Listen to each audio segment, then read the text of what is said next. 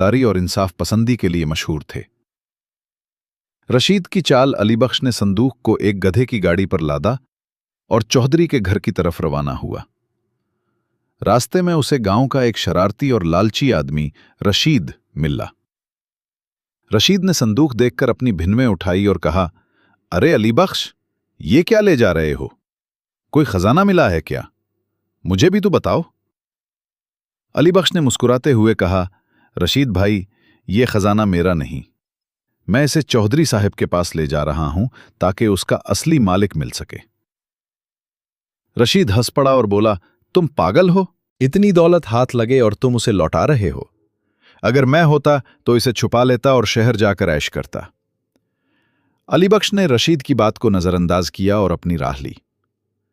मगर रशीद के दिल में लालच जाग चुका था।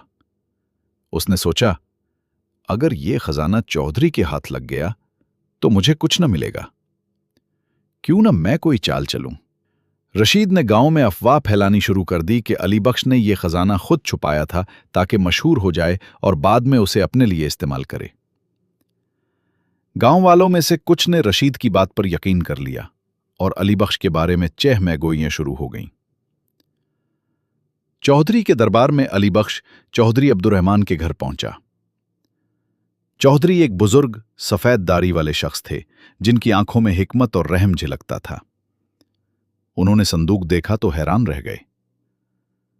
अली बख्श ने सारी कहानी सुनी और कहा, अली बख्श, तुम एक गरीब आदमी हो। तुम ये खजाना अपने पास रख सकते थे, लेकिन तुमने ईमानदारी का रास्ता चुना। यह बहुत बड़ी बात है। चौधरी ने संदूक को अपनी हिफाजत में ले लिया और गांव में ऐलान करवाया कि जिसका यह संदूक है वो आगे आए और अपना दावा पेश करे।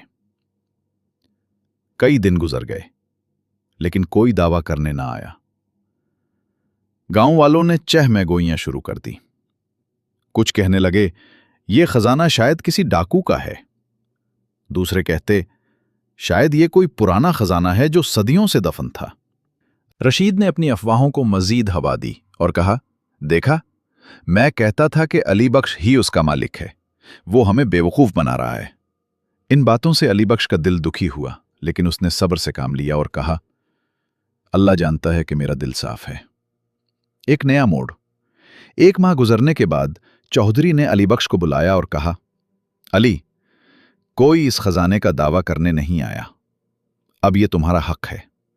इसे ले जाओ और अपनी जिंदगी बेहतर बनाओ। लेकिन अली बख्श ने सर झुकाकर कहा, चौधरी साहब, यह दौलत मेरी